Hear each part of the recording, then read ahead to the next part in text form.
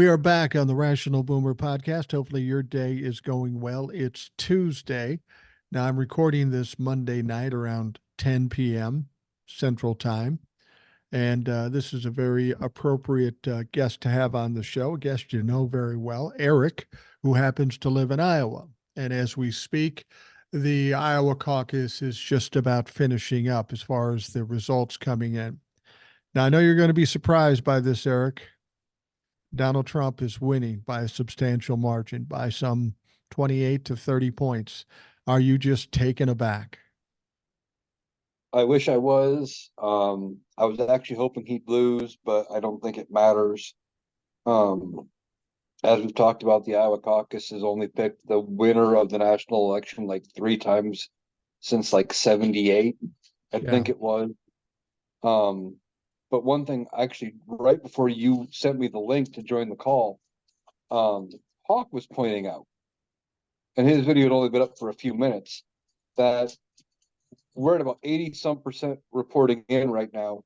If you add the numbers up, we're only about 100,000 votes. Right.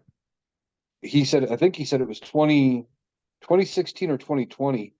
There was 190,000 people that showed up to caucus just for the Republican Party. Right. Right. So you're talking about half the turnout too. Yeah, it's I think Donald Trump was a little worried about the turnout, because he said, if you're sick, come on out. And if you die trying, hey, that's good for me. So Donald Trump showing his colors, and what happens? Of course, Iowa stands behind him. And I did a TikTok and I was talking about why Donald Trump won the Iowa caucus. And hopefully you won't take offense to this, but being an Iowegian, but I said there's three reasons why he won the Iowa caucus. First, fucking Iowa. Second of all, he had opponents that couldn't draw flies. Thirdly, he leads a fucking cult. So there was no way he was going to lose this. And this is no surprise. I mean, I will say this, though. According to the numbers I'm seeing now, Donald Trump with over 50%, DeSantis with 21, Haley with 19 or so. I will say in this case in Iowa with the Republican caucus, the polls were fairly accurate. Yeah, they do seem pretty accurate. Although, like I just said, with the reduced turnout, I'm very curious as to what kind of effect the weather had on how accurate those polls could have been. Yeah. Because I'm fairly certain most of the people that showed up are the diehard ones that will not miss a reason to vote no matter what. And they're the same ones that usually get asked in polls. Right. And especially Donald Trump goofy fucks. They're the ones that are going to Yeah. trudge through the snow and the 10 below temperatures and get in there and vote. But now there was some talk that Nikki Haley might beat Ron DeSantis, and it's very close. And my guess is she's not going to beat Ron DeSantis. Well, that was the big story, the second place run. Say DeSantis wins and Nikki Haley is in third place. What does that even fucking mean? Why is that important to anybody? I think it is kind of important for whoever finishes in the top, well, with such a narrow field, top three, but top couple spots. It is a little bit of momentum, even though Iowa's only got 6 electoral votes and we've got such a bad track record. Just that momentum of being able to go in and even if she would have beat Ron DeSantis, who had the governor's endorsement. Right. Look, we from Ron DeSantis, maybe we didn't get behind Trump, but I'm a viable option. Now she's got her messaging is going to have to change a little bit. If she go, even if it's only by a percent or two, if she loses to Ron DeSantis, right, she's got to really fine tune that messaging because, as we've talked about before, they're playing for second place. Right. Right. Well, there's a good chance here in 3-4 weeks, Supreme Court comes out and says Colorado got it right. Trump's an insurrectionist. He is ineligible to hold office. Therefore, he can't be a nominee. Right. And he's done. Right. And they're playing for second place. They're playing for to get that eventual nomination. So every win, every percentile she can eke out over Ron DeSantis makes that big a difference. And the other thing, unlike a regular election where the primaries and the caucuses are not winner take all, Right. Right. you're going for delegates. So even though Iowa's only got 40 delegates going to the national convention, if she can eke out one or two more delegates in that total than Ron DeSantis, it helps edge her toward that nominee or toward the nomination. Yeah, I'm looking at something up here on they're doing all kinds of different intricate statistics, and it doesn't always tell you the whole story. We just need to know the final vote. And at this point, DeSantis is leading Nikki Haley. Can you imagine being a candidate like Ron DeSantis, getting the state's governor's endorsement, coming in second? Yay, I got second, but 30 points behind the guy that beat you. That's kind that's not a great day. It's not a great day, but it depends on how he's looking at it too. They all knew he was Trump was kind of an incumbent of sorts. Yeah. He's all pomp and circumstance, and they knew they were playing toward the being the second place runner. It's not a good look being 30 points behind Donald Trump, but they had to expect there was no way they were going to beat Trump in the Iowa caucus either. Right. Well, I think, like you say, I think these two, Ron DeSantis and Nikki Haley, are hoping to be the default candidate when Donald Trump drops out or is taken out somehow. I still think that's a viable possibility, and that's what they're playing for. But the problem with that is they don't have a lot of support. So if Donald Trump drops out and is no longer going to be in the running, his people would presumably not vote for anybody. So they both got these weak efforts going forward. Maybe it gets better when you get closer to November of 2024. But the Republicans are in a bad situation. I think a lot of them believe Donald Trump won't be there in November, and all they've got is DeSantis and Nikki Haley. That's a pretty weak fucking bench. It is. I think for either one of them, um, they're actually going to be in a similar boat as Joe Biden. And what I mean by that is a lot of the effort of Joe Biden's campaign really should be focusing on um, Kamala and showcasing the vice presidential pick. Absolutely. And I think Nikki Haley, Ron DeSantis, and even Donald Trump, even though he's not smart enough to do this, all three of them should be picking a strong VP candidate and highlighting that candidate, somebody who can, take over, maybe not take over for Ron DeSantis or Nikki Haley uh, as much as take over for Trump or Biden, but somebody that can balance the two out, somebody who is a longtime player, who knows the game, who can maybe draw in some of those Trump supporters in the case of um, Nikki Haley and Ron DeSantis. They need to and to also bring in some of the independents. Well, and that's the confusing thing to me. If people are most concerned about Joe Biden's age, he's going to be 82. He could keel over tomorrow. He could have a stroke. He could do anything could happen. And it wouldn't be crazy because of his age. That seems to me, in order to combat that argument is to showcase Kamala, make her stand out, make her look good. But they haven't really done that. Maybe they're trying to do it now, but it's not enough. They're going to have to do something over the next 8, 10 months to make people feel comfortable if they're unsure about the viability of Joe Biden's mortality going into the 2024 term. Yeah, exactly. They're really going to have to showcase Kamala. Like I said, they're going to have to do and DeSantis and Haley are going to have to kind of showcase their VP, kind of like what Barack Obama did with Joe Biden, having a long-time seasoned senator. You had a longtime politician in Mike Pence to balance Donald Trump. I think you're really going to see though the VP play a more of a major role this time around, which is interesting and kind of unusual when it comes to politics. Do you see Donald Trump, Nikki Haley, or Ron DeSantis picking a running mate that's smarter than they are and more experienced than they are? I don't see any of them doing that. Out of the three, I think Nikki Haley would. Yeah, probably right. I, Probably right.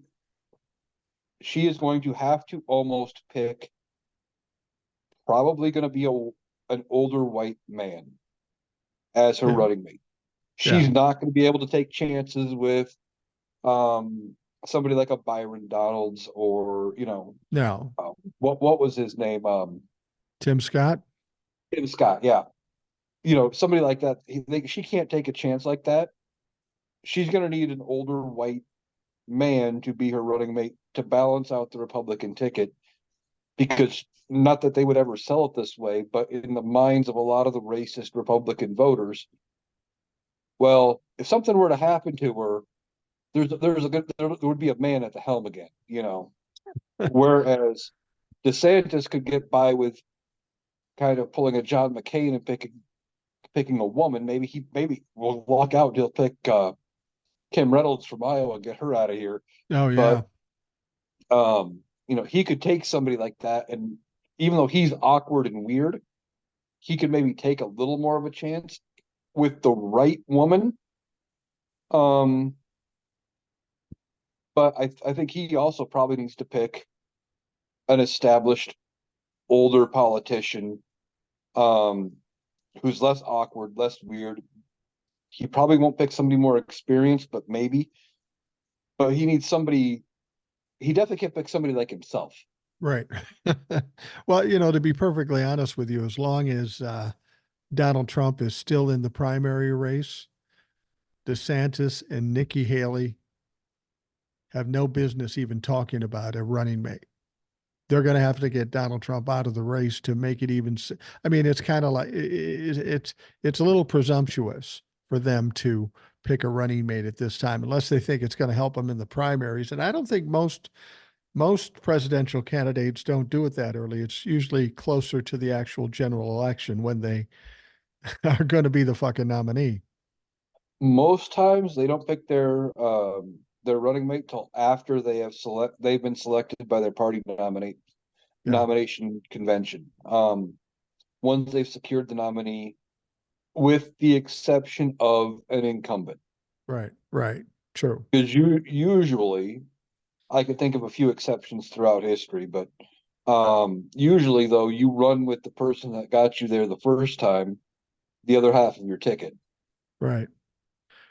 Now, one of the things that's going to be annoying today and up until New Hampshire, whenever that is, um, you're going to see Trumplafucks crowing about how strong Donald Trump showed up in this primary, as if that means something.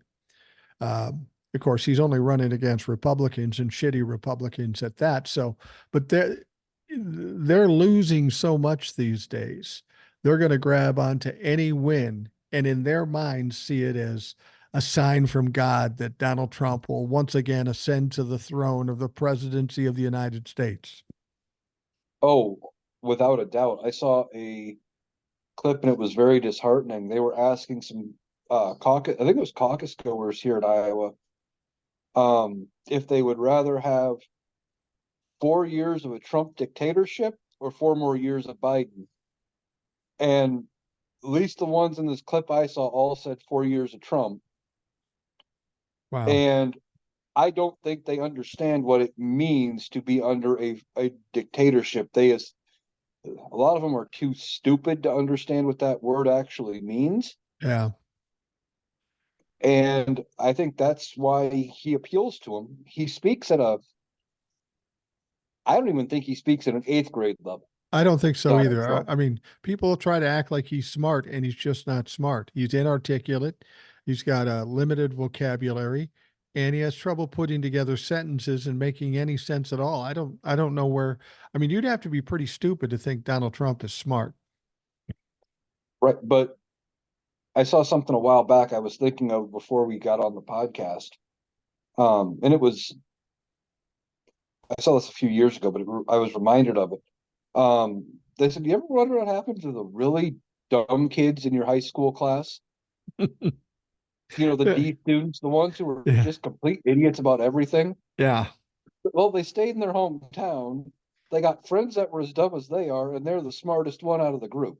Right, right. Like I always kid about yeah, that's as good as being the skinniest fat guy in the room, or the dumbest or smartest dumb guy. Yeah, okay, Yeah, you're the best of the worst, so good for right. you. But now they're surrounded by people that were just as dumb as they were. A lot of these Republicans, I hate to say it, but a lot of them never went to college.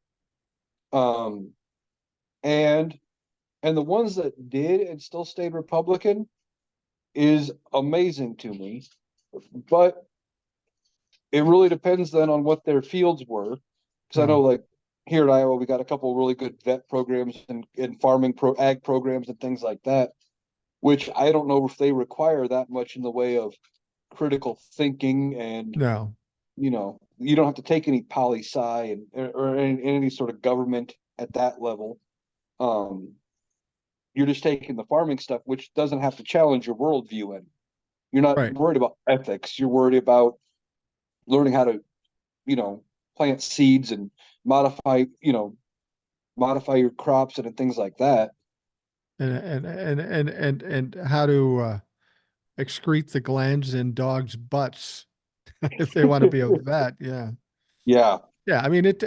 I'm not trying to downplay the importance of veterinarians because I've had dogs. I love animals, but it's a different skill set to being a diplomat or a right. politician. Of course, politicians Um, these days are dumb as fuck anyway. At least the ones we are hearing about. So that'll be interesting.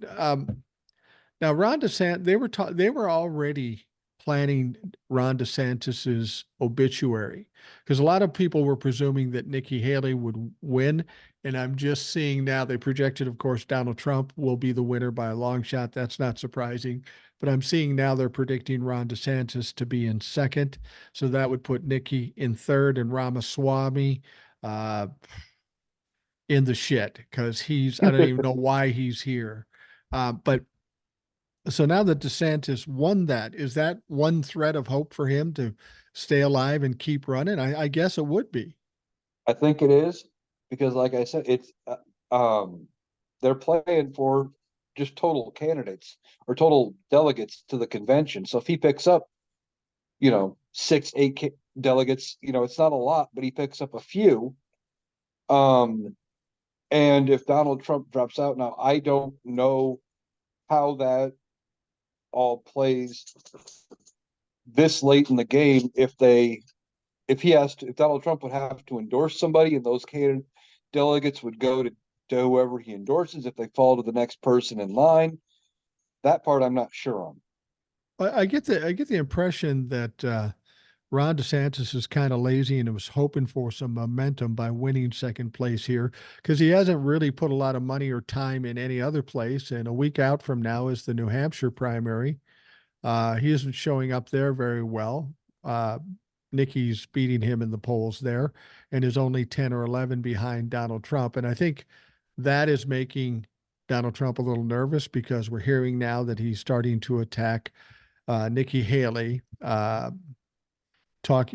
He went back to an old faithful, the birther issue. Oh, she's not legal to be president because her folks are immigrants. Well, she was born in South Carolina.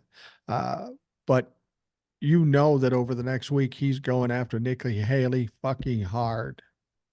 Oh yeah, yeah. I was not surprised at all that they went back to that old argument. I'm surprised that they haven't started the major calls yet for, like, you know, her birth certificate and things like that. But they're not so far debating the fact she was born here. They're just throwing her parents into question. But Yeah, like somebody else pointed out, it's amazing they never said anything about Ted Cruz, and they never said anything about John McCain. John McCain was born in Panama, right. but Well, they never questioned he was born on a military base, which is technically American soil. His parents were American. They never questioned his eligibility. But I think Donald Trump did mention Ted Cruz a couple times because Ted's kind of a weird situation too. He was born in Canada, right? I believe so. And then, but his parents were in the military or something, and he's from America. According to the rules in the Constitution, Ted Cruz could officially run for president based on his age and based on his citizenship, and so could Nikki Haley. There's a lot of things you can go after Nikki Haley about, but whether she's a citizen, that's just another weak attempt that didn't work when Donald Trump tried it with Barack Obama. I don't know why he's trying it again when he failed so miserably. Because it's red meat that fires up his base. It's not going to get her disqualified by any means, but it's going to get his voters to go after her, especially now in a primary where he's going against Republicans. You Yeah. know, if he can get anybody who's got any sort of a complex against her fired up against her.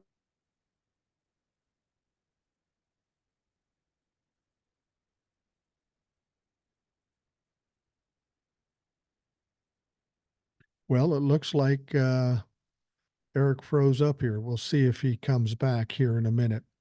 I will mention this that there is some breaking news. Vivek Ramaswamy is apparently dropping out of the GOP primary because in the Iowa caucus, he ended up with what, 7%. He wasn't even close to Nikki Haley, who had about 19%. Ron DeSantis had about 21%. And of course, Donald Trump is up over 50%. It's pretty surprising that he would even stay in this long. I don't know why Ramaswamy thought he had a chance. A lot of people thought he was a Donald Trump plant. And the fact of the matter is that he pissed off Donald Trump even. And he pissed off Donald Trump so much that that Donald Trump started talking shit about him. We have Eric back. You froze up there for a little bit. I carried the show on a little bit. I had some breaking news that you may not have heard. We know that Ron DeSantis is projected to be second place in Iowa. Nikki Haley, third place. Ramaswamy, with 7% in the shit, was in fourth place. And it's just announced that he's dropping out of the GOP primary. Oh my God. That's devastating. That's a shock. Oh, My question is, why it's did it take so long? it's horrible. I don't know if he actually thought he had a chance or if he was hoping that Donald Trump would have been kicked out between here and there and he would have been able to have a top three finish. I don't know. But I think he still picked up a delegate or two. Um, so I think he's going to, not that those one or two are going to matter, but it's going to be interesting to see if he throws his support behind anybody besides Donald Trump, because I believe those delegates will go to whoever he supports. Wow. Wow. And, if they go to Donald Trump, it doesn't really fucking matter at this point. Let me ask you this as a citizen of Iowa, and you see, I mean, again, it's no surprise, but you see Donald Trump get 50% of the Republican vote in your state. How does that make you feel? Because not everybody is a dumb Trump-la-fuck in Iowa. There's places in Iowa and people in Iowa that I love. But for somebody of a reasonable mind that lives in Iowa, is that embarrassing to you? A little bit. I like I said earlier, I still would have liked to have seen what the result would have been if the 190 would have shown up, 190,000 versus 100,000. That's about half of the turnout is normal. But yeah, it's embarrassing. It's disappointing. I expected Iowa to do better. Um, but the real disappointment will be in November if Donald Trump is still on the ballot and if we give the state to Donald Trump. Right, right. And that's conceivable. How did we do in 2020 in Iowa? Did he win Iowa? He won Iowa. Oh, those motherfuckers. And they swept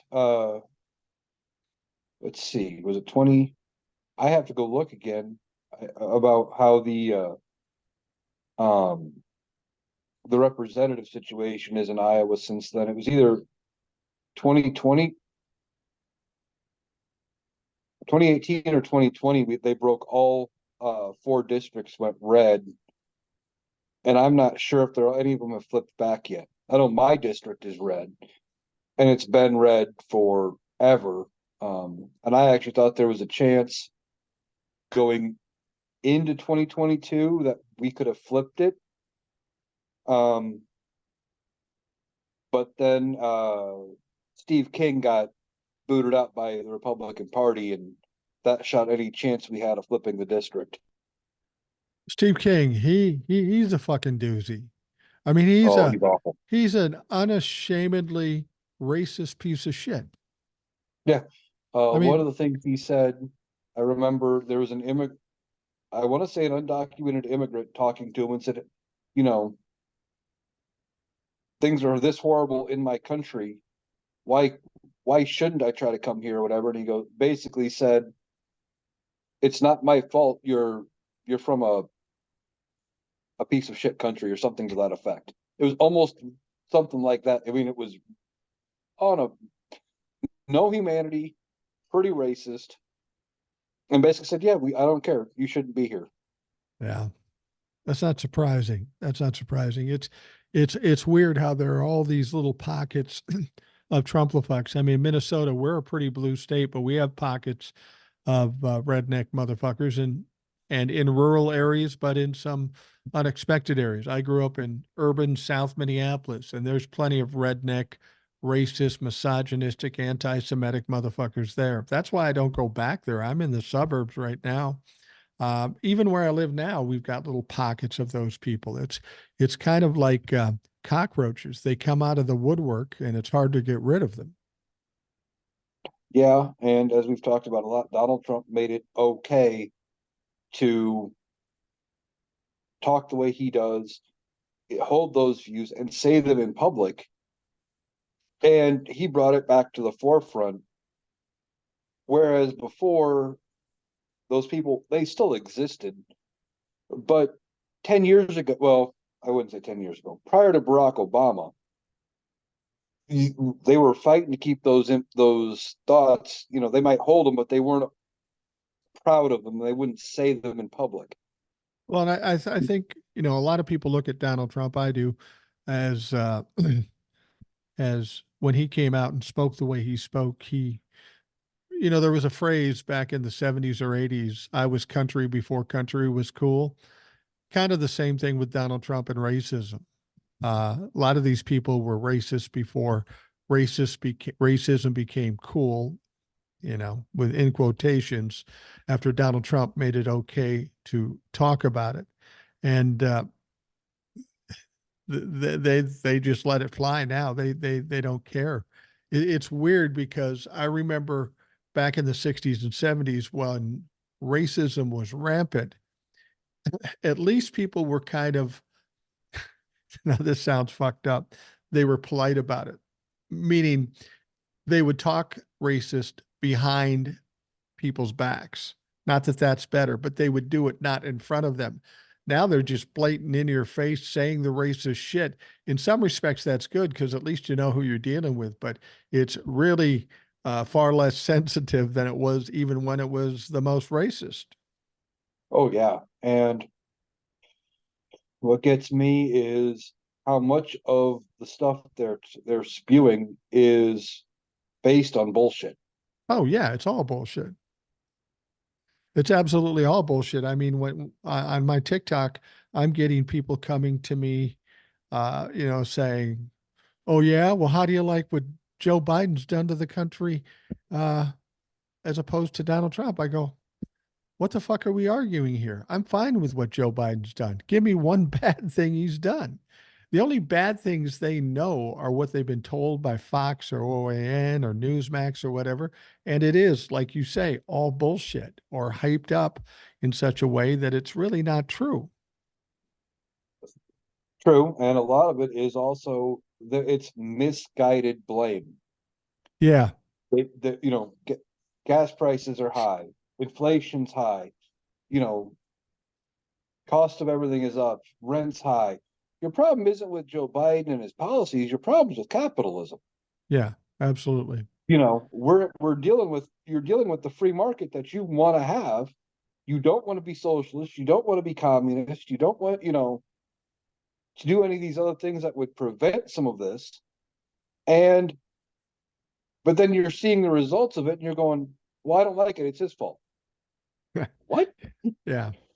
There's no policy, no precedent, nothing that Joe Biden has done um, to cause any. Actually, I saw. Speaking of gas prices, I saw something by Mr. Global a while back, and some of his stuff gets on my nerves. But he had one with a graph, and he pointed out gas prices going back to the '70s.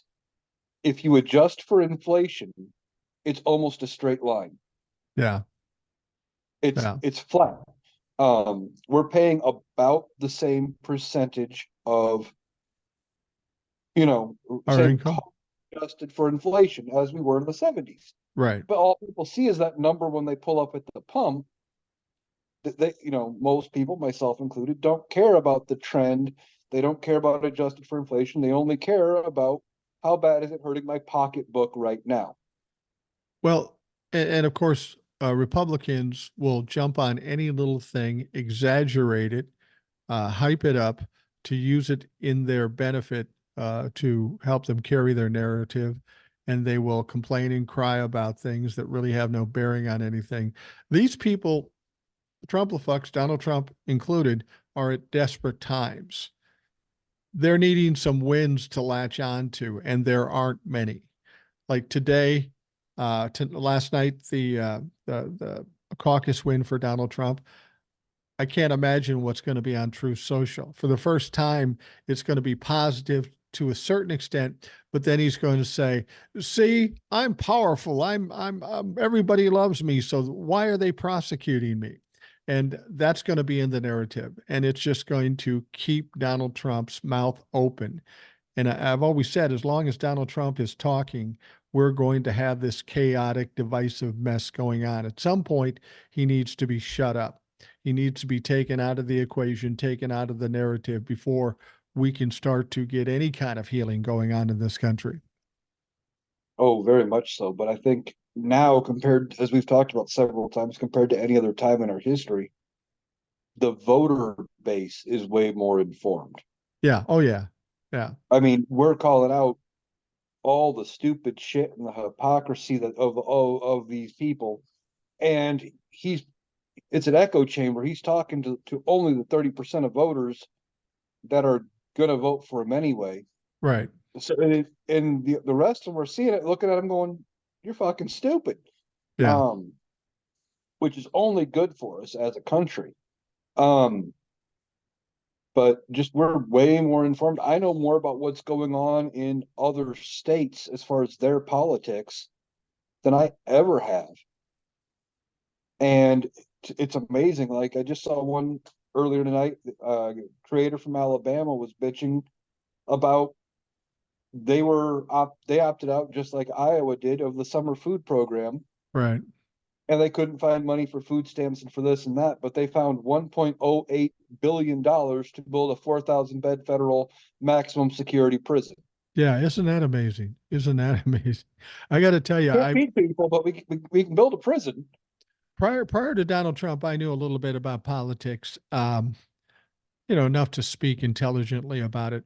But since that time, and since I'm looking at all the news stories, reading the news stories, researching some of the news stories, um, by default, I know a lot about what's going on. Uh, and I kind of have opinions on what's going on. But if I run into somebody, a Trump-fuck especially, and they'll come up to me and ask me a question, it's like their heads go back into their heads, in the back of their heads, because I know enough of the facts that they don't know what to do with it then. And then they don't want to talk. Well, if you want to argue about it, all they want me to do, because I'm an old white guy, is they'll say some racist shit and I'll say, yeah, you're right. That's all the conversation they want. They really don't want to know the facts. They just want to know what they want to hear. And that's the problem. You'll never, ever be able to persuade any of these people to think properly. They're always going to be that way. So the only thing we can really do is shut them down, unfortunately. Yeah. And a lot of them, it comes down to uh, they they heard it on Fox News that they're only listening for points that they agree with. or in cases of quite a few, uh, it goes back to religion and the church. Right, right. And I remember 20 years ago when I was still, before I finally walked away from being active in any form of religion, you know, around this time of year, they would talk about, maybe not about specific candidates, but they would come out with, you know, talking points about differing about the upcoming race, and bring up the sides of view, their points of view on what they think is important, and tell you to go vote your conscience. Well, it was almost always sided Republican. Um, it wasn't a fair discourse, and it was only usually one or two topics, usually centered around abortion and made up religious persecution that doesn't exist. I heard somebody say that in Iowa, the evangelicals, there's a lot of evangelicals and have a lot of power in there. Is that really the reason why we're seeing Iowa be more red than they have been in the past? Because the evangelicals feel empowered by what's been going on, and they're demanding things, and politicians are bending over for them? There's a little bit of that. I don't remember the Iowa Supreme Court decision that legalized gay marriage in the state of Iowa prior to it being legalized federally with what was it, Obergefell or Yeah, um, Oberfeld or something like that. oh Yeah.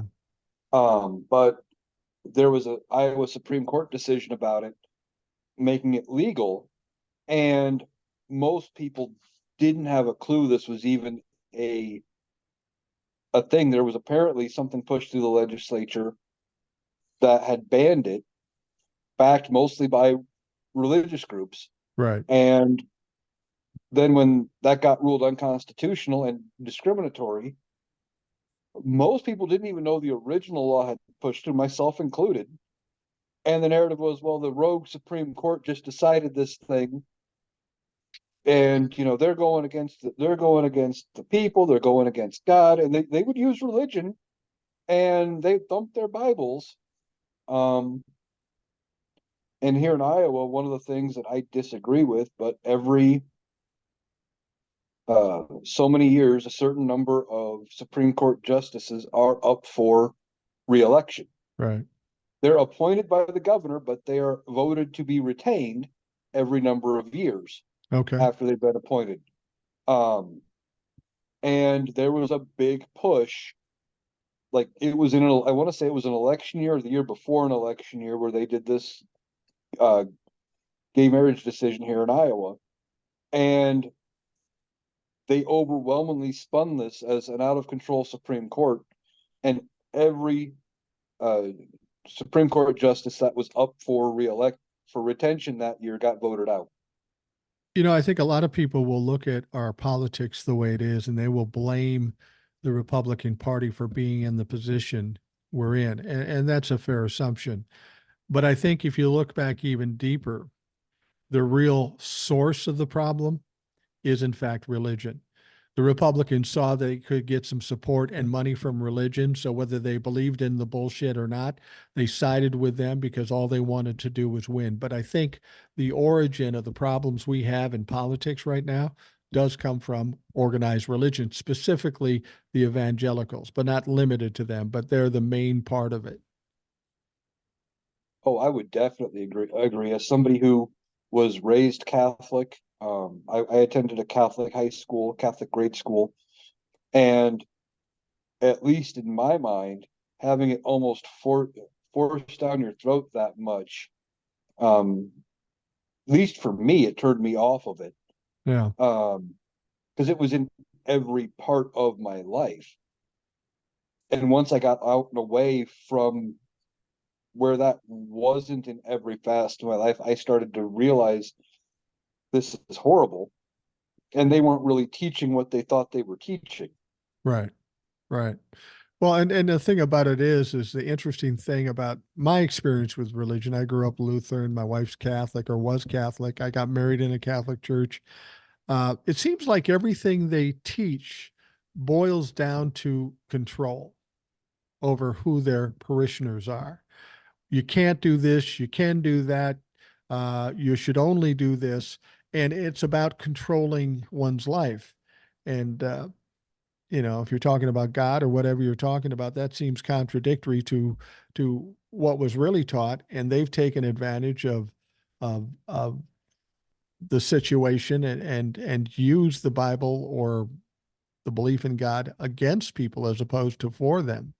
And I think that's really the source of why we have problems in government. We're supposed to have a separation between church and state, but we've got Republicans now trying to suck them in and try to give them that power because they gain money and votes and that sort of thing. It's just a fucking mess. And I think we've got to get the Republicans out, let them regroup and try to reconfigure something.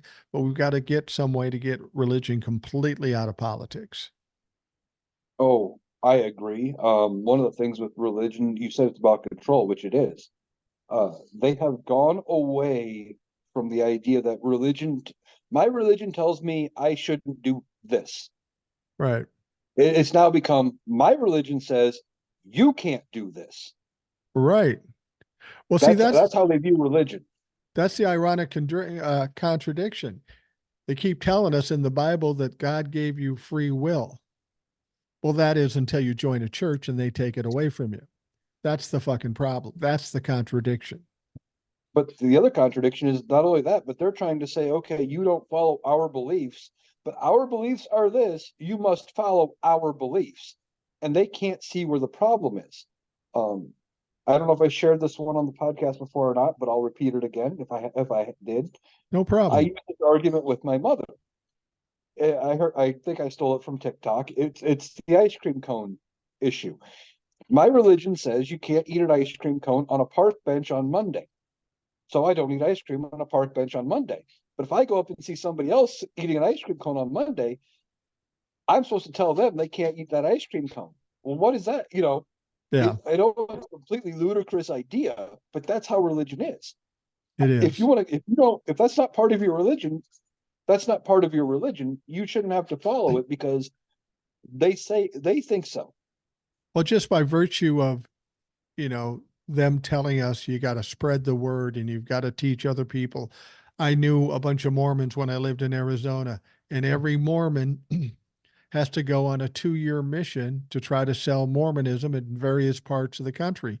If that isn't trying to impose your will on somebody who knows nothing about Mormonism, let alone Christianity, that makes no sense. And the whole reason for it isn't about spreading God's word, it's about building a bigger constituency of followers of whatever fucking religion they're talking about. Scientologists do it, Catholics do it.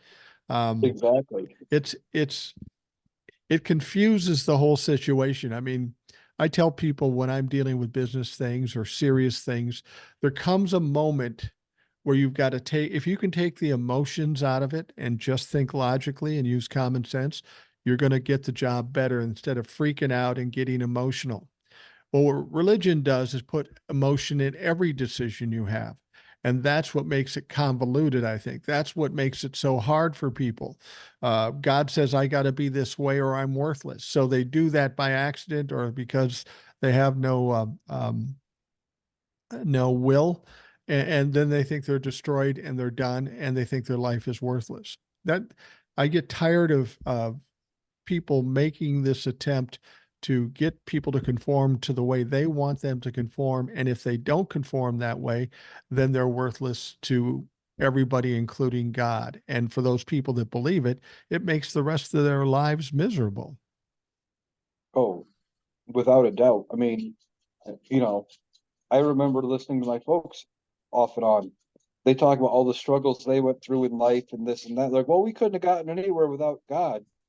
But then you listen to them say other things. For example, I've talked about being an adoptee. Right, One of the things that they said, they were told by the church at that point in time that getting fertility treatments was not acceptable by church practices. right, And so, but they still got through not, having fertility issues because of the church. right. It doesn't make any sense because they blocked you from making the decision you could have made. Right, right, right. Absolutely. You know, it makes no sense, but because they have such a strong belief in God, that they're like, well, everything I've done, everything we've gained, we've gotten it because God has been there. Did you really, or were you just using that as a crutch to say, you know, to back up all the hard work you did Right. and put the praise for getting through it and doing all the hard work onto something else? Yeah. And for the people listening, I can't speak for Eric, but I can speak for myself. For those of you folks that think um, that I'm just talking absolute negative about religion, I am, but not about the concept of God. For me, I do believe in God. I believe there's certain things that um, have been brought upon to me by God, but it has nothing to do with the religion and the rules they make. It's how I chose to lead my life and how I chose to think and how I chose to follow through with things. So I'm not anti God. Some people are, and that's fine too. I'm not anti God. I'm just anti organized religions, which are just clubs formed by flawed fucking human beings who use it for their own devices. Uh, yeah, one of the best things I saw about that kind of fits with what you're saying is the movie Dogma. Yeah, It's a yeah, Jay and Silent Bob movie with George Carlin, and basically the whole point of the movie, it says the worst thing they ever did with religion or with any sort of a belief system was make a religion out of it. You right. took a good idea and gave it structure and rules, and you made a religion out of it. And a lot of times that's where the message gets so convoluted that it becomes a problem Yeah, yeah, that's because true. people inherently try to keep things going the way they want it to go. Right, right. Yeah, absolutely. I tell you what, Eric, we're going to take a quick break. We're going to come back. We got some other things to talk about. So hold on. We will be right back.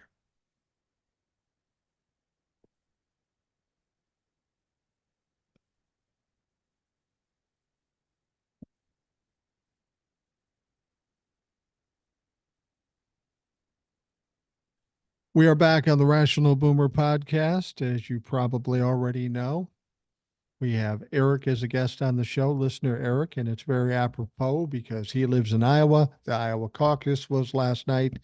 And of course, Donald Trump won going away. Ron DeSantis came in second. Um, Nikki Haley came in third by a couple of points.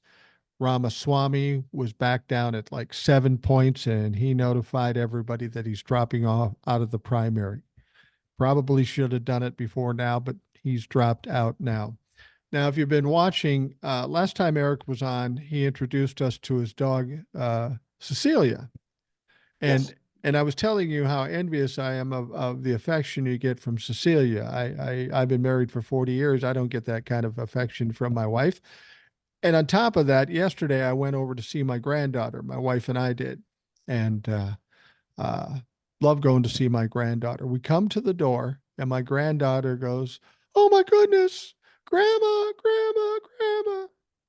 And she goes, jumps in grandma's arms, and I say, "Hey, honey, how you doing?" She goes, "Oh, hi, grandpa, hi, grandma, grandma." So in my family, with regards to my granddaughter Junie, I'm kind of the Ron DeSantis of the family. I'm second, but I'm a distant second.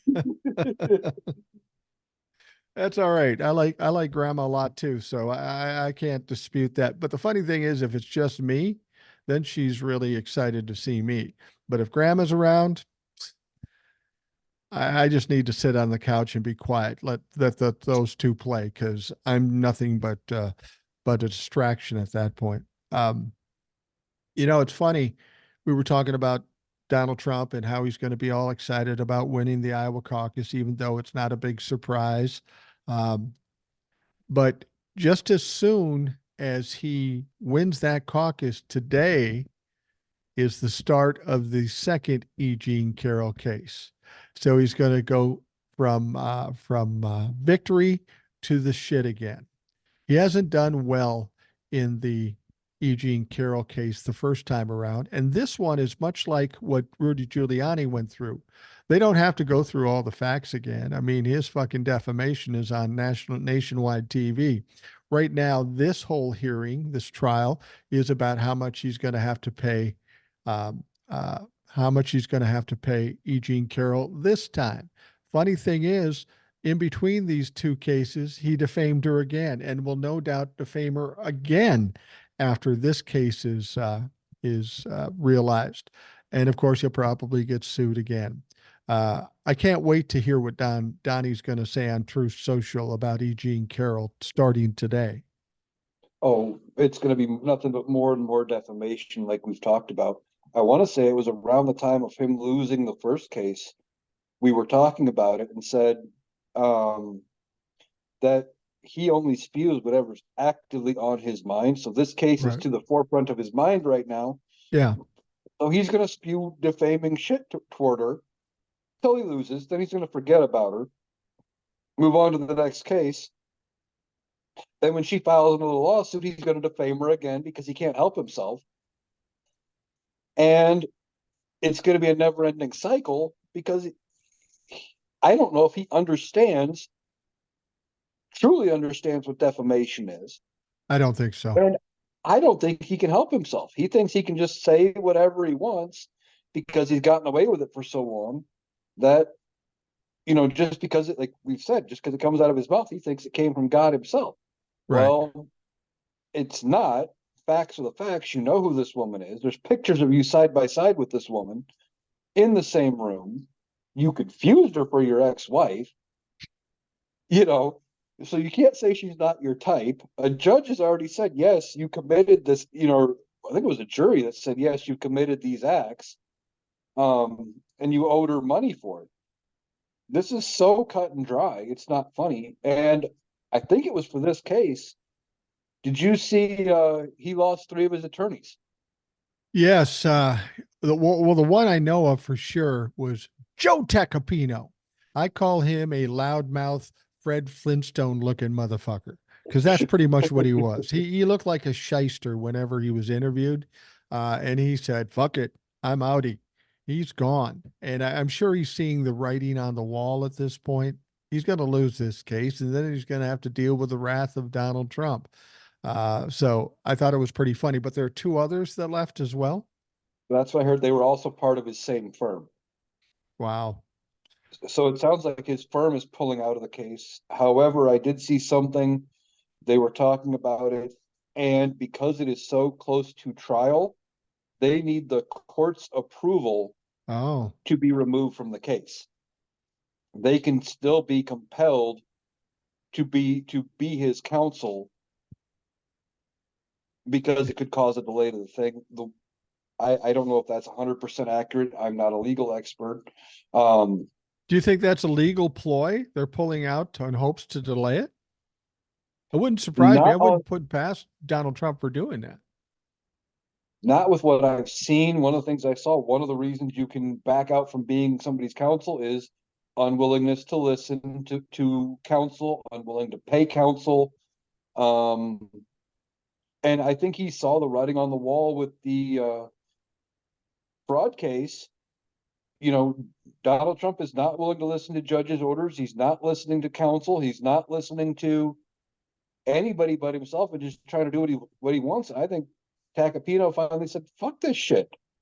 Well, yeah, I'm putting my law license and my reputation on the line, and it's not worth it. I don't know why it took him so long, why it takes any of these fucks so long to realize that Donald Trump is a loser and it's going to destroy your career. I heard another statistic or set of statistics that I talked about on a TikTok, and I want to mention it here. We hear about all these lawyers and lawyers quitting and lawyers getting fired and all this kind of stuff. I mean, how many fucking lawyers does he have?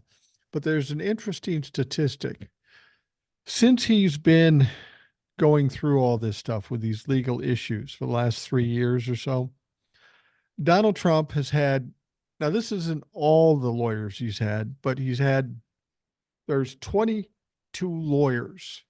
Of those 22 lawyers, each one of them has either been sanctioned or disbarred. there are 12 that face prosecution and 3 that have already pled guilty to felony crimes. Holy fuck. I thought Donald Trump only hired the best and the brightest, except for those 22, apparently. Yeah, and I saw something that stat is surprising, but the number is also going to keep growing, as I've said in a couple of emails. These all of these attorneys, because he strong arms them. Um, they keep doing the stupid shit that he wants, and they're risking their law licenses. I bet you most of them will be disbarred Yeah. before it's said and done. Yeah. And I And can't believe they don't see that. I mean, it's so blatant. well, I saw something, and I'm probably going to get most of this incorrect because I saw it earlier tonight, and I've only seen it from the one source. But apparently, is it Alina Haba? Alina Was Haba. she was she Yeah. the one that was in trouble for um the case? There was a sexual harassment case where Right. Yeah. Dottie was being sued, and she Right. went up to the client that and convinced her that she was on the client the plaintiff's side, not and wasn't working for Trump, and got her to sign a ridiculous settlement. Right. Right.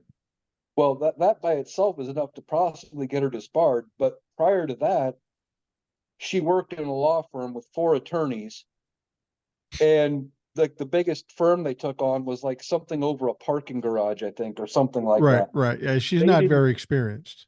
They were nobodies, but they were people that could take on a big client, and that's what Donnie's getting now. He's not getting the top names in the country. No. He's not getting the best of the best, the most expensive attorneys. He's getting anybody who will work with him. And for some of these cases, they're throwing out a number that's bigger than any that probably that they've made in their lifetime. And Donnie's saying, "Yeah, sure, I'll pay you that." And they're accepting it because they never thought in their wildest dreams they'd have such a high profile Right. client. They never get such a big payday. And they thought, I don't know if they think they're God's gift like he does, that they can tame Donald Trump, but Well, it's a got to be something. lot of times these lawyers take on high profile cases pro bono because they think it'll be good promotion and good marketing for them. But I don't think any of these guys in their wildest dreams ever imagined that Donald Trump would take them down with him. And that's exactly what he's going to do. Not only is he going to take down his close associates, he's going to take down his lawyers. I mean, just by virtue of what I said earlier, 22 lawyers, they're either sanctioned or disbarred, facing prosecution, or pled guilty to felony crimes. I mean, with those kinds of odds, and if he came to you and said, "Hey, even if you were a shitty lawyer, would you say, yeah, I'll jump into that?" No, nobody with half a fucking brain would. I wouldn't, No, but hell no. it's you know when you're talking this legal game and what they're dealing with, you know, all of these people are trying to. They think, well, if I do even a halfway decent job, I'll get noticed, and I'll go from working with this little firm of 4 people into a major firm where I might make partner or something stupid. Even and they think their possible rewards outweigh weigh the risk. Yeah. Well, they're wrong about that. I mean, Oh, definitely. they are going to be stained forever, and there's going to be a lot of people not working in the law profession, at least not as litigators. Now, I was watching TikTok earlier yesterday, and I had a few TikToks come up that say Alina Haba was fired. Now, that's the one thing you have to understand when you're watching TikTok, that a lot of people just throw shit up there that isn't true just to try to get viewers. I've seen there's a couple of people that are trying to kind of do the same thing I do or Hawk does or any of the others do. And they're trying to do some production, heavy production and look good. And they're just saying shit that's just not true or just not verified. So the thing with Alina Haba, I wouldn't be surprised if ultimately she leaves Donald Trump's employ, whether she's fired or just quits. But I don't know of anything like that happening yet. I'm sure it's not too far off, especially if she gets indicted. Oh, probably. I think though, wasn't she on the fraud case? Wasn't she Yeah. the one that didn't check the box for the jury trial or didn't Yeah. fill the paperwork out? Yeah. I think Yeah. when he loses that, which he's already lost, but when they come back with 370 or 500 million or whatever that number is, um, I think Donald Trump is going to probably fire her and try to take her down with him. Yeah. I No wouldn't doubt. surprise me one bit. And I'm actually wondering if all of his attorneys are dumb and they're doing the dumb shit that he wants. Yeah. Now, if on the off chance he loses and he can get a decent attorney for an appeal, I'm just wondering, could that decent attorney use ineffective counsel as a defense to get everything thrown out? Because these people are doing some stuff so stupid and so egregious, no normal attorney would do. And they're almost acting outside the realm of normal courtroom procedure. Well, the thing about it is that yeah, that wouldn't put anything past Donald Trump or his lawyers to come up with some crazy bullshit. I mean, and we know that in the Washington D.C. thing, Jack Smith is demanding to know if he's going to use the claim that he had ineffective legal advice, and they won't admit to that because they'll pull out anything. They will try anything. The problem with the lawsuit, though, is that case already been decided. The only trial they're in right now is deciding how much he's going to pay. He can't. I don't know how he could say, "Oh, I had bad legal assistance," when Judge Engeron made the initial decision to say he's liable, because the lawyer really wasn't involved in that. It was just, everybody presented everything and he said, yeah, he's guilty. So Donald Trump can try to appeal this lawsuit, but the good news about this is that in order to appeal it, he's going to be required to post a bond, probably a percentage of whatever the final amount is. So let's say it's $370 million. If he only has to post 10%, we're talking $37 million. If it's 20, it's $74 million. Bottom line is Donald Trump is cash poor. He doesn't have that cash. He's going to have to start liquidating stuff. And how much freedom does he have to liquidate stuff if he's all under receivership? He doesn't get to make all those decisions. It's going to be the receiver that makes those decisions. So he's going to have to go through some shit if he really wants to appeal this, and he's going to have a big problem appealing it because he's going to have to come out of his ass with some money that he does not have. Yeah, and from what I've heard on the whole thing with being in receivership is when he's him being in receivership and them deciding, okay, we need to sell property to settle this because you don't have the cash. He's going to only have so many days to come up with the cash before they have Right. to start selling. And it's not going to be, well, Donnie, you say Trump Tower's worth $30 billion or whatever dumb number you put on it. So we're going to wait till we find a buyer for that number. No, it's going on the market. Oh, we've got a genuine offer for 20 million. We're taking it. Yeah. Well, Oh, and but you owe 150 million on the property. Oh, well, we'll just add that to how much we have to raise then. right. What's the Right. next property? Well, exactly. That's the thing is people say, well, he's got all these properties, he'll sell it. But we know how Donald Trump does business. I know how people like him do business. Everything is fucking leveraged. He probably has very little equity in all of these holdings, and that's not going to help him when he needs to raise money. Well, but as they proved in this case, not only is his stuff leveraged, but it's leveraged at inflated numbers. Right, right, exactly. So, like I in the example I just said, his Trump Tower might be worth 20 million, 30 million. I don't know what the number is. Doesn't matter. He's got it leveraged though for 20 times that amount, and they go to sell it for the real value, and they're upside down. He's not going to get any equity out of most of his property. Right, exactly. Now the thing about it is that and when they sell it for the cash, his debt is his problem, not the receiver's problem. But I have some experience with this kind of scenario. It was perfectly legal. It was just stupid on my part when I was young. You know, I always wanted a new car, so I'd buy a new car and I probably didn't take care of it as well as I should.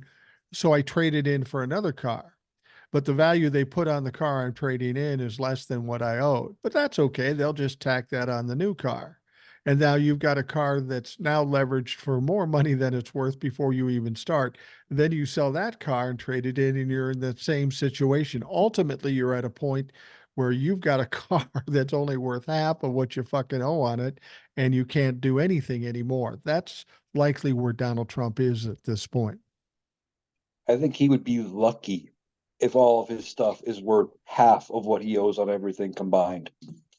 He's trying Yeah, to say Mar-a-Lago was worth over $1 billion. One of the only $1 billion properties in the world is Buckingham Palace. right, right. It's And not Buckingham Palace. no, no, it's Not even close. it's definitely not. I mean, these next couple of weeks are going to be hard ones for Donald Trump. We've got the E. Jean Carroll case now. We've got Judge Engeron coming up with a figure that he owes state of New York sometime between now and the end of the month. Some point in the next week or so, we're going to find out what the appellate court says about his immunity thing. And the fact of the matter is, there's no way he's going to get immunity. I still get people coming to me and saying, "Oh, what if he gets immunity? Then everything's blown out of the water." It's just not going to happen. It's so silly. It's so ridiculous. Even the most biased court couldn't do that. Well, no, and I agree. I don't think there's any way they give him immunity, not even limited immunity. They could potentially set up some sort of a test for limited immunity. Like, oh, if you operated within a legal option and you did something within the bounds of the law, you know, that you can't be held to task for it afterwards or something. Right, right, Maybe. But nothing that he did was within the bounds of the law. It was all illegal by any metric. But as we've talked about, he doesn't know he wants him to say, yes, I have the absolute right to do whatever I want and you can't prosecute me for it. Oh, but what Joe Biden's doing to me, that's illegal and he should be prosecuted. yeah, yeah. Well, and He wants it both ways. the thing about it is, if they give him immunity, then they also give Joe Biden immunity and any other Democratic president or Republican president in the future. There's no court that's going to do that. No. It just looks too fucking ridiculous, and it's not going to happen. So when he loses his immunity option, that's going to take away a lot of his defense in all of his cases. Because in all cases, what's he say? Documents, I had every right to do that. Or in DC, I have immunity. And the other question is, if everything you've done, you say was perfectly legal, why do you need immunity? Just try the case, win the fucking case, and shut up. Because he's talking to people. Well, one, he's got an eighth grade education at best, Yeah, even though he supposedly has a degree, which I think was honorary. Um, but he doesn't understand how any of it works. He's only thrown out buzzwords that he's heard used in probably in court shows and TV dramas. He doesn't actually know what any of that stuff means, just that it gets people out of trouble. yeah, absolutely. And he's grasping at straws, but unfortunately, the dumb fucks that support him also don't know really what most of these words mean. They just know the same thing that, oh, well, I've seen on Law and Order that when someone gets immunity, they can't be prosecuted anymore. So he'd be out of trouble. He'd be in the clear. That's all they care about. Right, right. And immunity, if they accept immunity or a pardon, it's Admitting acknowledging guilt. that you committed the crime. Yeah, exactly. But Now, to them, they don't want to admit it's a crime either. now the interesting thing is a lot of people are freaking out about what's going on down in Georgia. We've got a lawyer to a co-defendant of Donald Trump suggesting that Fonnie Willis was in some kind of illicit relationship or inappropriate relationship with the special counsel that she hired to investigate Donald Trump. So, based on that, they should just dismiss the case. There's one problem with this. It seems like a systemic problem with the Republican Party. Everything they claim, no evidence. Because it's supposed to come out of this divorce that this special counsel is having, the documents. But surprisingly, the documents are sealed. So how would anybody get that information? It just seems to me that it's more Republican rhetoric where they see something and they create a story to fit a narrative. You know, he's getting divorced and Fonnie Willis. What if they got together and what if they did this? It's just fucking ridiculous. And they always do this, and there's always a certain crowd of people, certainly the Republicans, but some Democrats that freak out about it. Oh no, all is going to hell in Georgia. And that's just not true. Right. And it's like Hawk said, who the fuck cares? Yeah, exactly. He goes, this doesn't play into interpersonal relationships in this situation. Don't play. Sure, they're part of the same office. Even if it was true, it doesn't change anything. Right. Now, I this isn't something I got from Hawk. This is me extrapolating from what Hawk said. You know, it's not like she had a relationship with the judge. Right. You know, she doesn't have a relationship going with one of Donnie's attorneys, or it's not coming out that she knows a juror who hasn't even been picked yet. None of that. It's somebody on her own staff. Right. If it was even potentially true, it doesn't change any courtroom rules. It doesn't affect the facts at all. It doesn't matter. No, it doesn't really matter. You know, the thing about it is she made a point. She played the race card a little bit. I don't know that she's far off with this because when she hired him, she hired two other people. She hired a white man, a white woman, and a black man who is the one that she's supposed to have had a relationship. Do you think they're making this shit up because, oh, if it was interracial, we don't want to go that far? We'll take the black guy and say she's sleeping with the black guy because she's black, so it must be happening. Could be. Well, and it feeds right into the dumb fucks that follow Trump. Clearly, Absolutely. clearly they're saying the African American people that are in this case, they're not qualified to do the job because clearly they're fucking up and they're having a relationship together. When A, it doesn't matter, and B, probably, I would say there's probably a 99% chance it's not happening. Right. And Hawk broke down the amount of money. It was like $200,000 a year for him to take this job, Mm-hmm. which is the same amount of money as the other two are getting. Right. Right. It's barely anything. He goes, $200,000 you guys are freaking out for an attorney of that caliber that is doing that kind of job. That's peanuts. Yeah, it is. I mean, it's akin to what they're doing with Hunter Biden and those hearings and making all these claims against Joe Biden with well, with no evidence.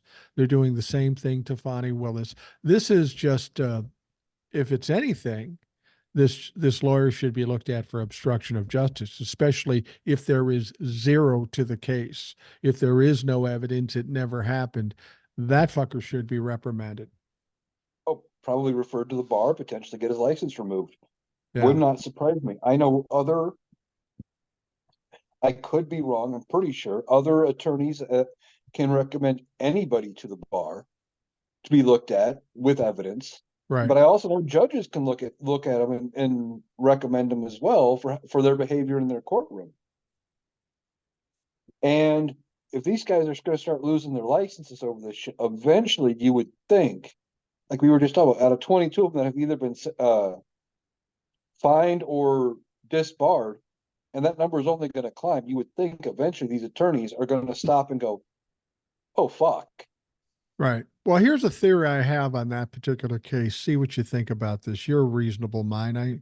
My head spins around, and when I look at a situation like this, where this lawyer for this co-defendant, who's nobody, makes these claims against Fonnie Willis, that seems suspicious to me. And I'll tell you why. Because this little lawyer probably doesn't have the wherewithal to make this kind of claim and probably wouldn't make that kind of claim unless there was somebody pushing him to do it. Now there's two locations or two groups of people that could be doing it. Donald Trump's legal team or Donald Trump himself to try to fuck up the process before it gets to him, encouraging this guy, pressuring this guy to do it, or the Georgia legislature who was trying to enact a law where they could just fire a prosecutor willy nilly. I don't think it's just this lawyer. I think there's somebody behind them, whether it be Trump's team or whether it be the legislature in Georgia, the Republican legislature, pushing this guy to do it, especially if there's nothing there. They somehow convinced him there is something there, and now he's just a dupe. What do you think about that prospect? I think you're possibly right, though. I don't know if it would be the entire legislature Just the where, Republicans. but I'm not even saying it's the entire group of Republicans that are in the legislature. It could just be one. True, true. It could just be one dumb fuck that got this guy to go along. Well, there's got to be something because they sealed this divorce proceeding.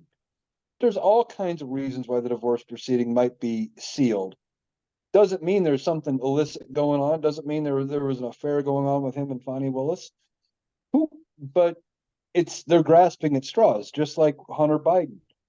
What is it? Oh well, he was a drug addict and he did things with women, and there are pictures of him doing things with women. Oh no, it's a scandal. Right.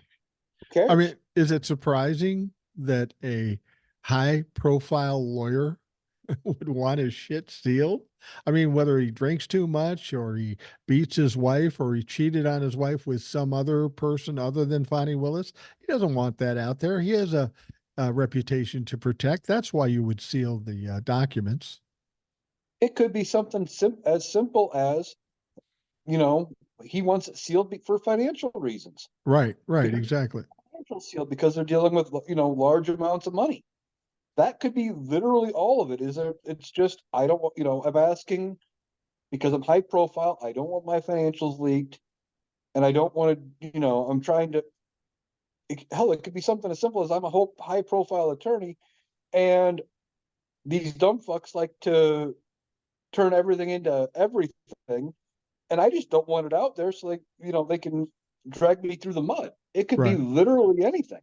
Well, especially when he's in the midst of this particular legal process in Georgia. Since he's part of it, they don't you don't want to feed the Trumplefucks any red meat that they can because they're known for taking the littlest tiniest thing and expanding on it and lying about it and hyping it up.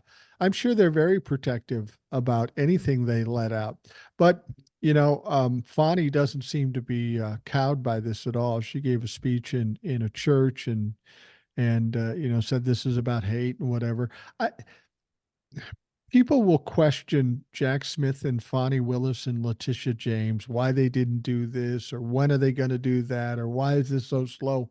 I tell you, of all those three people, Letitia, Jack Smith, and Fonnie Willis, I'm not worried about any of them, and I wouldn't bet against any of them. You got shitty lawyers on the opposite sides, and these three are are premier attorneys. Oh yeah, I mean they have all three of them when their cases wrap up, they're going to have their pick of what they want to do in the legal field. Um, it wouldn't surprise me if in the next several years one of them gets tagged as a judge, one might get tagged for attorney, federal attorney general or Yeah. something more high profile. I mean, their stock is only rising, especially when you consider, they're I can't see them losing everything in all these cases. No, no. And the other thing is people were saying, "Oh my God, what if Georgia goes out past the election and all that stuff?" Some of these are going to go past the election, but when you have the Manhattan District case, that's going to happen before the election ends or starts. The DC case is likely to end before the election. The lawsuit's certainly going to end before the election. Um, After he's been beaten that many times, I mean, you can only take so much skin off the carcass. Eventually it's just going to be like beating a dead horse after he gets nailed once or twice or three times. There's nothing to worry about. He's not going to get away with it. There's just no way possible. and he's not going to slip out of this. I'm always amazed by people who say, "Oh my God, I don't think he'll go to jail. He won't be held accountable." Do you really think that he is going to run the table on 91 felony charges? There is just no way that happens, and he only needs one or two to be gone forever. Yeah, I don't see him running 91 felony charges. I'm not so worried about Florida. I know she just gave him another win in Florida, but eventually the was it the 11th Circuit's going to step in and smack her down, probably force her recusal, which they'll start all over, but they'll get a different judge, and that'll be moving quickly. Um, I bet you by April the DC case is going, and by the time the DC case goes, is because he won't have immunity because that'll get decided here quickly. But by the time that starts, it wouldn't surprise me if the Supreme Court hasn't already ruled on him A ballot? on the ballot. Yeah, I lost my train of thought for a second, but yeah, it wouldn't surprise me if the Supreme Court hasn't already kicked him off the ballot by then. Yeah, And then, you know, he's done politically. Then it doesn't matter how long these cases take, right. and he'll be done politically. Do you think the Supreme Court will actually find with the Colorado Supreme Court? I know people have looked at it different ways, and some people say, "Oh, there's no way they're going to decide an election." Yeah, well, tell me about it. Back with Bush v. Gore, they decided an election there, so they're not resistant to doing that sort of thing. But do you think they'll side with Colorado? I mean, Colorado set it up pretty well, where it's going to be hard for them to not side with them. I've gone back and forth.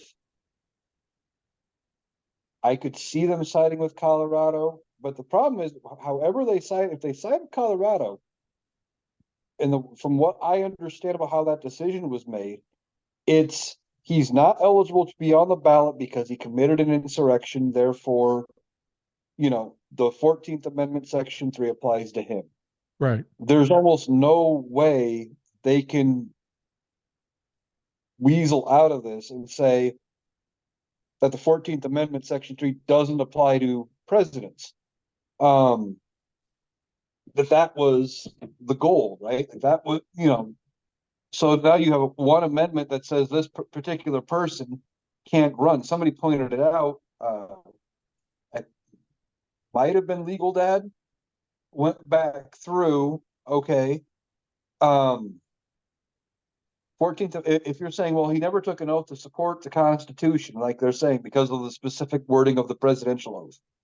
Okay, so it doesn't apply to him, but it would apply to Joe Biden because he took an oath that says support the Constitution when he was a senator, Right.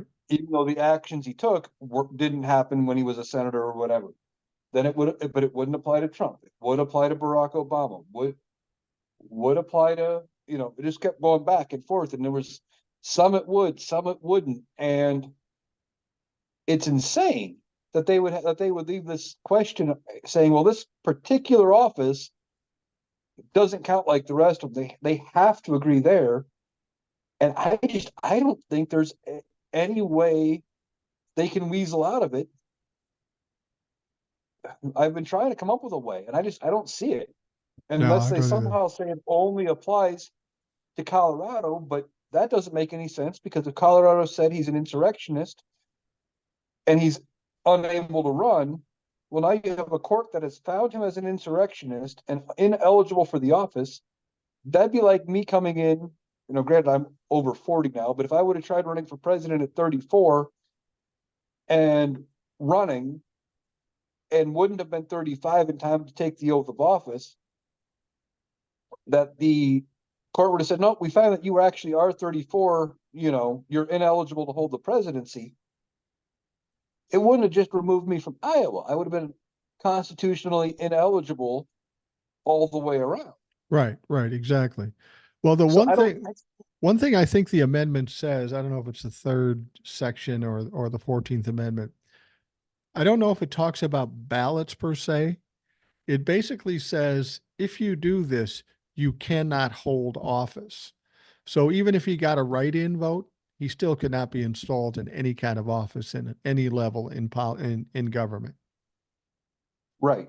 The only thing, but it's very tricky, is that some people are arguing is there's, I think it's section 5 of the 14th Amendment that says Congress shall have the power to pass appropriate legislation to enforce this amendment or whatever.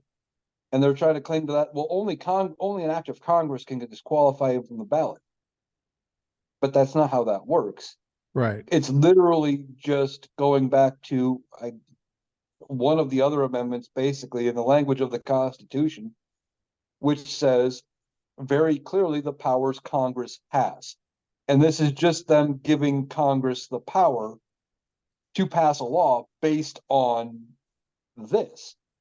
Now, if Congress were to pass something that defined, what counted or whatever, that would be one thing, or pass a law saying how this works.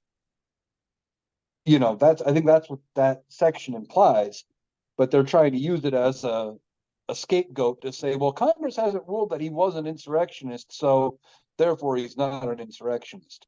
Well, the thing about it is what Republicans do with the Constitution is the same thing that evangelicals do with the Bible.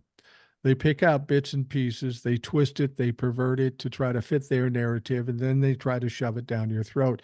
It's ironic when it comes to the Constitution, they can look at the Second Amendment and clearly says everybody can have as many guns as they want, whether they're automatic, semi-automatic, or whatever. It clearly says that. But somehow in the 14th Amendment, it's a little gray. This is what it really means. It's all about manipulating what is written in the Constitution to fit their narrative, not anything to do with actual rule of law. Well, yeah, just like it says in the First Amendment, Congress shall make no law establishing a religion. Done. Okay. That means you can't use religion as a basis for government. Right. But they want to say, well, see, Congress isn't setting up an actual religion. But we want to have a theocracy. That's okay. No, it's not. No, it's definitely not. And that goes back to what I said before. I think one of the impetus for most of the problems we have in this country is the infusing of religion into our government. That's the fatal flaw there. That's where the problems arise. We're getting people dictating what's going on in this country based on what their religious belief is, and that's the problem. So we have to somehow eradicate the Republicans as well as these religious intruders into government. Whether you like religion or not, you should not want them in government. That's part of the reason we got the fuck out of Britain and came here, because religion had such an impact on everything. We were trying to get away from that. So to suggest that the Constitution was written based on Christianity, absolute bullshit. Oh, very much so. I think we've got to do that, and we've got to get things back on track and back into I don't want to say normalcy, but this thought just popped in my head as you were talking there about having, we got to get some of this stuff dealt with, and once it's dealt with and passed and helping people, the longer it's in effect, people tend to like it. Look at Yeah, Obamacare. yeah, We're what, almost 10, 12 years past Obamacare getting passed now. And now, if you talk about repealing it, most Americans actually like, for the most part, how it works. It's gotten through the bugs, it's gotten through everything, and people have generally accepted it. Same with the Oberfeld um, ruling. The majority of Americans are okay with leaving it be. right. Same with Roe v. Wade. 70% of Americans support Roe v. Wade in one form or another. Well, and It's that's what the Democrats have to do is once they take control, start voting in these situations, whether it be school loans or health care or education or whatever it is. These are all good things for the country, for the people in the country. And as much as they want to claim it's going to cost us more in taxes, it's going to cost the people less, which is good news because then they spend more money, which is the essence of our economy. Oh, exactly. I've been seeing a lot of things about you. Well, maybe not a lot, but I've been seeing a lot pop up with universal health care and talking about medical bills from other countries or wait times or whatever. And like somebody from Canada was complaining that they had an hour wait time when they were the only one in the office, only one in the waiting room. And somebody else chimed in and duetted or stitched the video and was like, right. When I broke my collarbone and dislocated my shoulder and went to the ER, I got hit with an out of network bill, and they wouldn't cover it because I went to the wrong ER in the middle of the night because I Right, didn't get pre-authorization or prior authorization to cover my trip to the ER at an out of network hospital because it was the closest one, because it was outside of business hours, and I was just they thought I really should just sit with a broken collarbone and a dislocated shoulder until the next day when I could call them back at 8 in the morning and get it approved. We'll take it. Or the bills from other countries, like I saw one. It was a student in Germany got their medical bill from going to the doctor or whatever, and it was like 20 euros, right, and it was nothing, and it was like it's nothing. And they're like they were expecting thousands of dollars and freaking out and thinking it was going to bankrupt them. right, right, exactly. Well, and the thing about it is, well, I have regular insurance and I pay exorbitant amounts for medical care. If I call today and say I need an appointment, chances are I'm not getting in for a week to 10 days, probably. So it's not like we aren't waiting and then also spending a lot of money. It has to do with how many people need care and how it all works. Uh, Universal health care isn't going to change much. I've talked to plenty of people in Canada. You hear all the Americans say, see how bad it is up in Canada? Nobody I've spoken to in Canada says their health care is bad. They like it and it works. That's an American talking point Yeah, about how bad it is because we don't want to switch. That's all mostly funded by the insurance companies.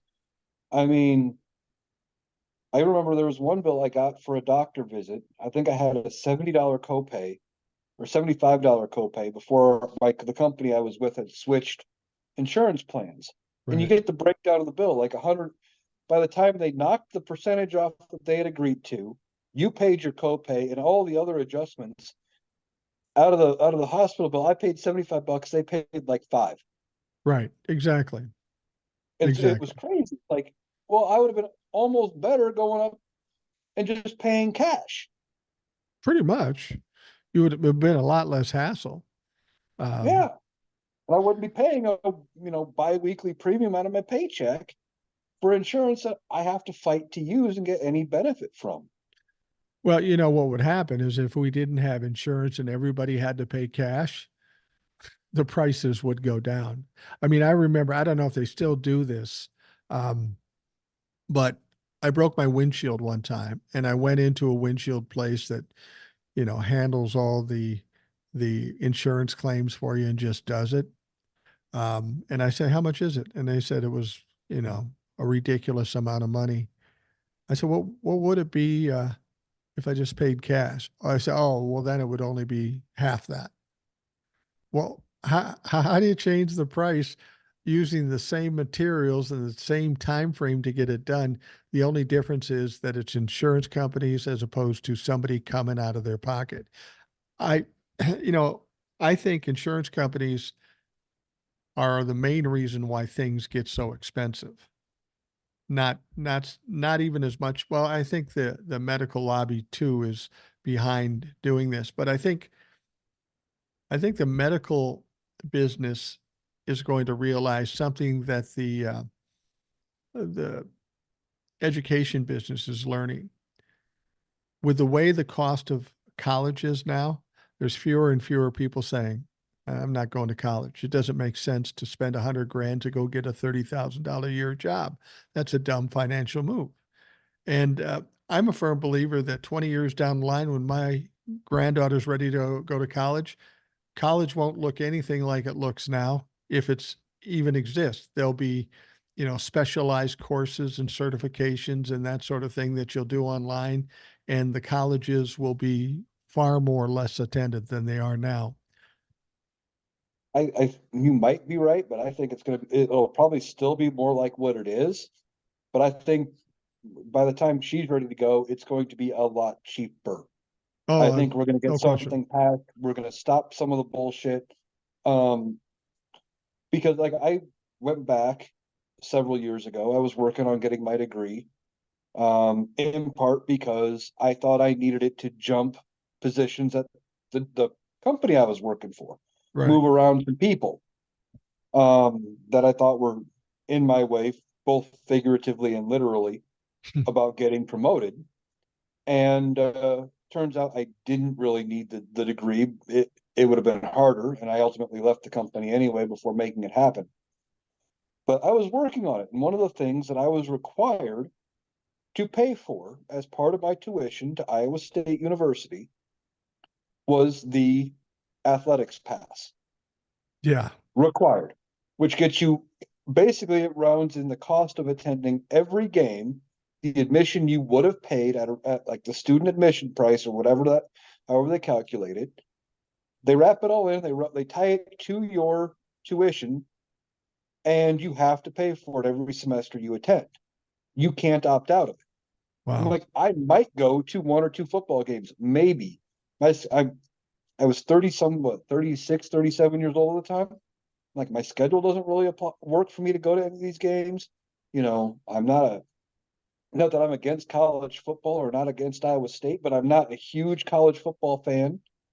I can think of, if I'm going to watch a college football game, I'd rather watch it from the comfort of my couch where I get the better view. Yeah. No shit. Um, and yet the cost of this pass was rubbed into my education. I had to pay for it. Now you're also talking for a lot of the younger students. I was lucky. I didn't have to rope in any room and board. I didn't have to pay for a meal plan, any of Right. that. Where a lot of these students can have all that, and they're really exorbitant fees tacked into all of it. And I think that's a lot of that is going to change in the next 10 to 15 years as the younger students graduate and start making their way into politics. I graduated with, I didn't even get my degree, and I've got 33, 35,000, something like that in student Right. loans. Right. And it would have been a little less, if I didn't have some issues come up and have to retake some classes, but still, it's exorbitant. And I think there's going to be a lot of students looking at it going, why is this so expensive when in the 70s and 80s you could get your education for $2,000 Right. and it hasn't matched the pace of inflation? Well, and that's what I'm thinking too. We'll get better politicians and we'll get better, more liberal rules. But once you come to the point where you just can't afford it anymore, you're going to have fewer people going to college. And once that happens, the free market will work its magic, and they'll have to drop the prices in order to entice more people to college. Now, the colleges get you coming and going because they do that to students. I know that. I've had two sons that have gone through college. But if you're like me, say you're me and you want to buy a season ticket to the football game or the basketball team or whatever, they force you to pay X amount, a few $100 into the scholarship fund. You can only get the season ticket if you pay into the scholarship fund. And I refuse to do that. That's bullshit. Your scholarship thing is something separate. I'm paying a pretty heavy price just to walk in the fucking door. So I need to pay this. So you have to do less work. That's bullshit. But that's the whole scam behind um, higher education. Yeah, and something that I don't think has changed. One of the last times I looked into it, they make most colleges. I can think of a few exceptions that are major basketball colleges, but almost every college, they make so much money off their football program, it funds the scholarship fund for every other sport. Yeah, yeah, it's true. It's true. I don't know. There's a lot of things that need to be fixed, and we've got a busy week coming this week. Eric, I want to thank you for coming in and talking, especially in this timely situation with the caucus yesterday. No surprises. I did see one quote. I'll wrap this up by saying one quote, and I just read it briefly, so I may not be quoting it completely verbatim. But Nikki Haley, who came in third last night behind Ron DeSantis, she came out and says, well, clearly it's a two-person race between me and Donald Trump. You lost, Nikki, you dumb bitch. What the fuck is that? I don't know. I don't know. Well, Eric, thanks for coming in. We'll be talking again soon, I'm sure. For those folks listening, I want to thank you for taking the time out of your day. I hope you have a great day, and we'll talk to you again tomorrow.